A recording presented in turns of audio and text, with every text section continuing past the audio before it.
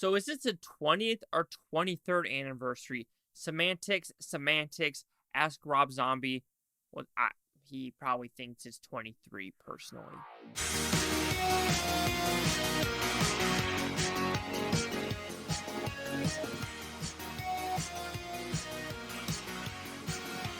Chase Lehocky here with the Blue Futon reviewing House of 1,000 Corpses. So what is it about? Pretty simple premise.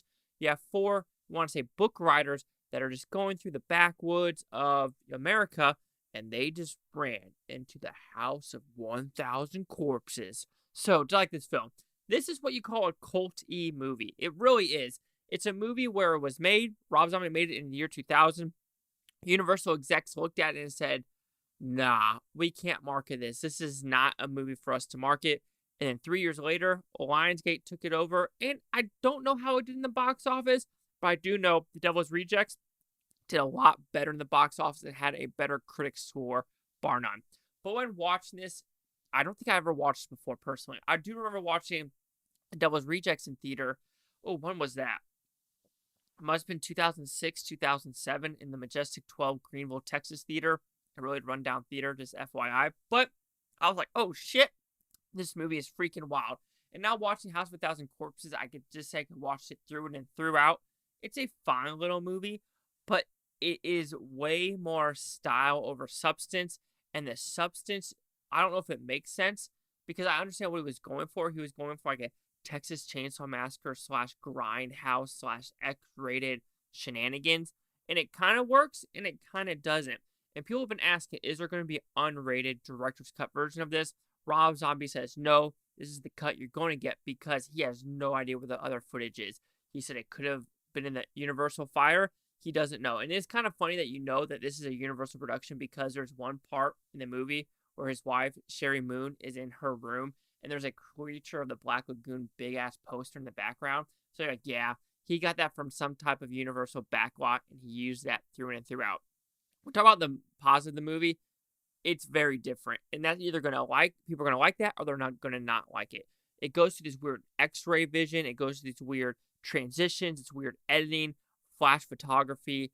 It is in your face 110%. There is no letting up with this movie. And you're either going to like that or not because the believability of this movie really starts going downhill because you understand this is a House of 1,000 Corpses where there's basically a satanic family murdering people left and right. But then when they start going to this like dungeon of like groundhousey where these like zombies are living in the mud, where you have this weird doctor character on, rails, and then you have this weird ass big guy that's literally from like, like it feels like a Nazi super soldier, which you're like, okay, this turned into a not just a fucked up family, but just a fucked up organization in the backwoods of like The Hills Have Eyes-esque style of movie. And like I said, you're either going to like that or you're not.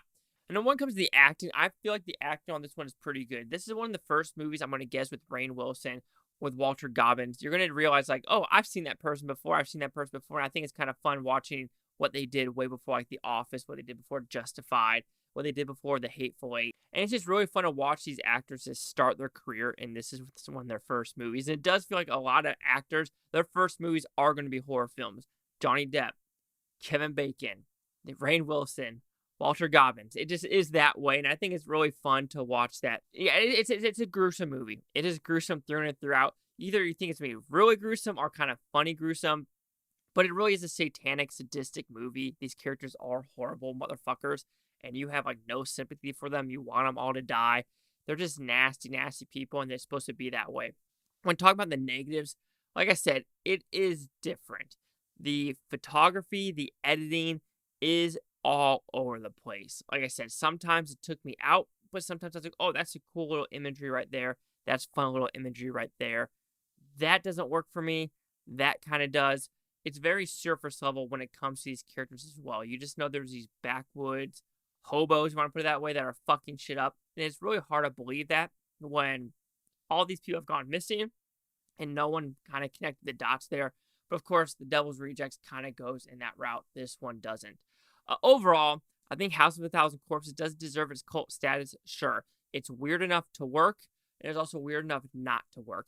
You're going to like how it flows, or you're just going to be like, this is trash, this is horrendous, This is too sadistic for me. Sadist, satanic.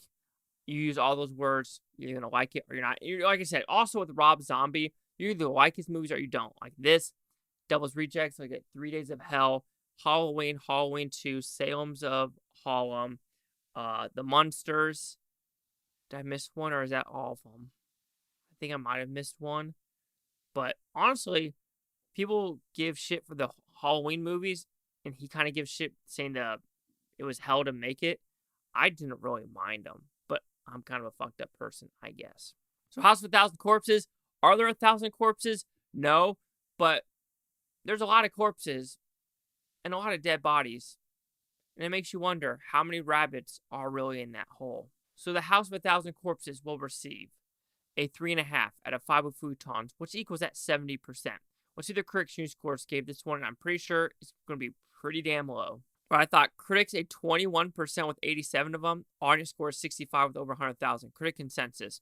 There's an abundance of gore in this derivative horror movie, but little sense or wit. Like I said, 2165. I'm pretty sure the Devil Rejects did way, way better. The Devil's Rejects. Let's see here. I'm going to guess that it was actually close to the positives.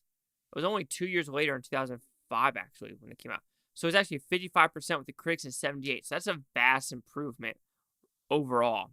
But yeah. So what was that? 21, 65, 70. Chase out here with the Blue Futon. Like, comment, subscribe. Let me know what thanks, Futontopia. You Blue Futons, have a great day. I don't care if you watch this today, tomorrow, week from now, month from now, year from now. I love every single one of you. And if you are planning on watching this, I think the next time is the 11th of October when it's in theaters for Phantom Events. Other than that, you can watch the Blu-ray.